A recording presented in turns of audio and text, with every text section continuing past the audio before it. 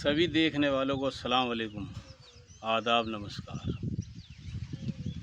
आज हम बात करेंगे कि असील मुर्ग़ कैसा होना चाहिए और उसमें क्या क्या खूबियाँ होनी चाहिए एक अच्छे असील के लिए।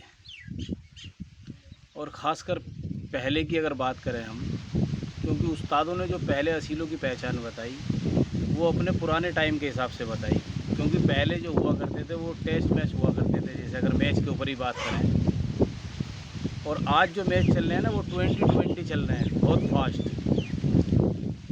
तो पहले उस्तादों को क्या पसंद था? चौड़ा डबल बॉडी का मुर्ग़, दानेदार चेहरा, बड़दुमा। तो वो ऐसे मुर्ग़ हुआ करते थे, बहुत स्लो हुआ करते थे, वो अपने मीठे परन थे। तो आज के टाइम पे उनका दौर नहीं है, आज वो कामयाब नहीं है। और कामयाब ना होने की वजह से ख़त्म भी हो गए, लोगों ने वो नस्लें ख़त्म कर दी। कहीं इक्का दुक्का कहीं दिखाई दे जाता कोई ऐसा दानेदार चेहरे का, मोटे चेहरे का परन, या डबल बॉडी का, या पटदुमा। वैसे तो दिखाई नहीं देते। अब जो ज़माना चल रहा है वो T20 का है, एकदम 20-20 फटाफट काम होना चाहिए। तो उसी हिसाब से असील बन गए। तो आज के दौर के हिसाब से कैसा मुर्ग़ होना चाहिए, असील में क्या पहचान होनी चाहिए, क्या उसकी ऐसी खूबियाँ हैं जो देख के हमें पता चल जाए कि ये आज के हिसाब का पानी का मुर्ग़ है, ठीक है मुर्ग़। तो सबसे पहले तो हम चेहरे से बात करेंगे कि चेहरे में क्या क्या खूबी होती है और कैसा चेहरा होना चाहिए। असील का चेहरा जो है उसमें 4 खूबियाँ उस्तादों ने बताई, और 4 खूबियाँ है भी। पहली खूबी तो असील का ताज है।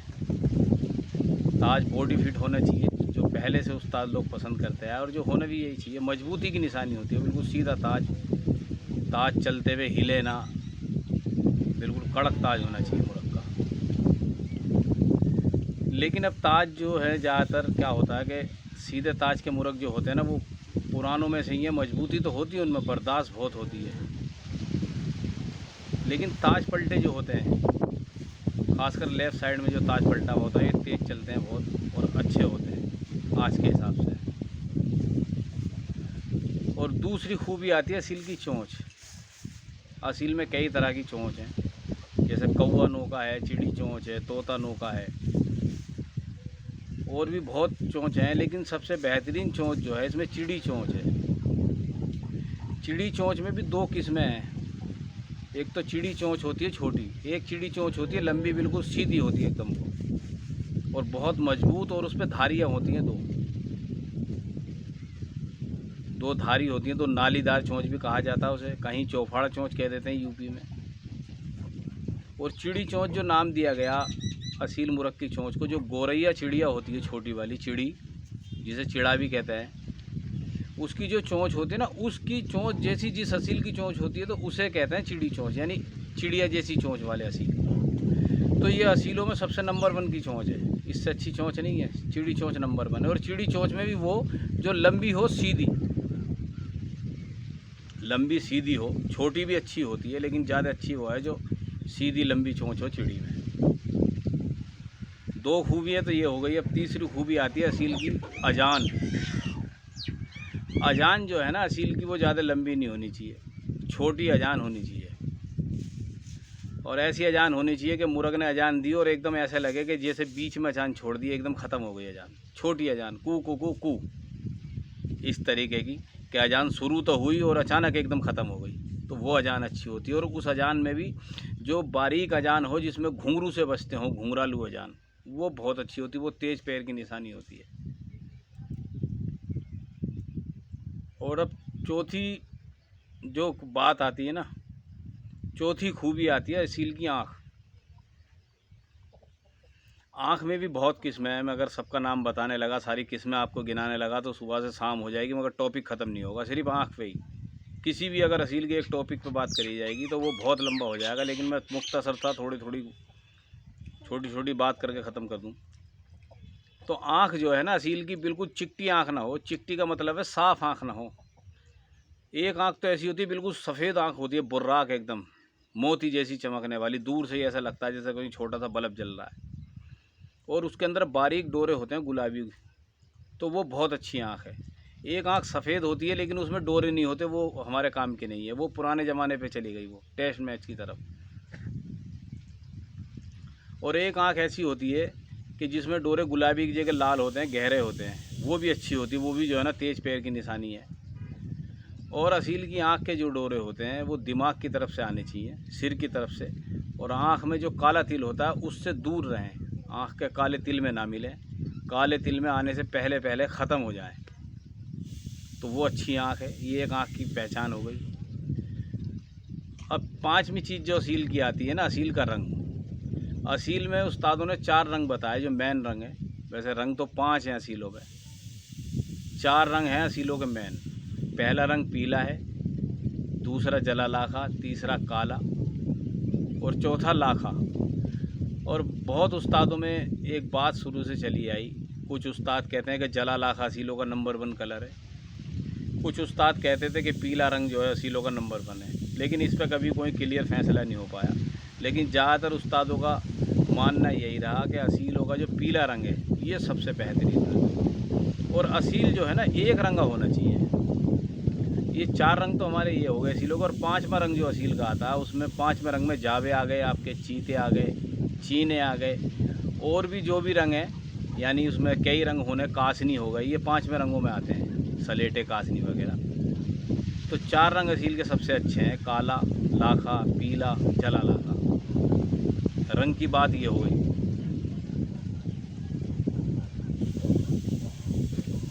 अब इसमें जो है, अब बात आती है असील की दुम कैसी होनी चाहिए। फरस दुमा जो है आज के टाइम के हिसाब से तो नहीं है सही, तो हल्की दुम सीधी हो, या तो असील की दुम बिल्कुल सीधी हो एकदम बंधी भी, या हल्का सा खड़दुमा हो असील।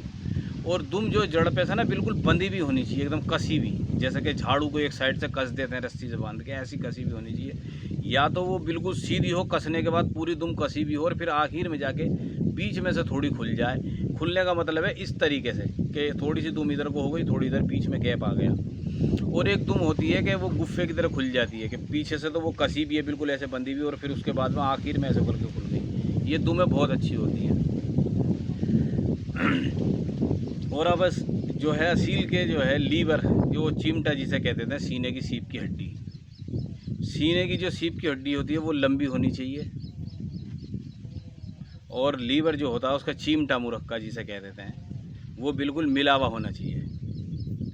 और कुछ मुर्गों का खुला हुआ होता है, लेकिन खुला हुआ जो है ना वो एक अलग किस्म का मुर्ग होता है जिसका खुला हुआ अच्छा होता है, किसी का बंद अच्छा होता है।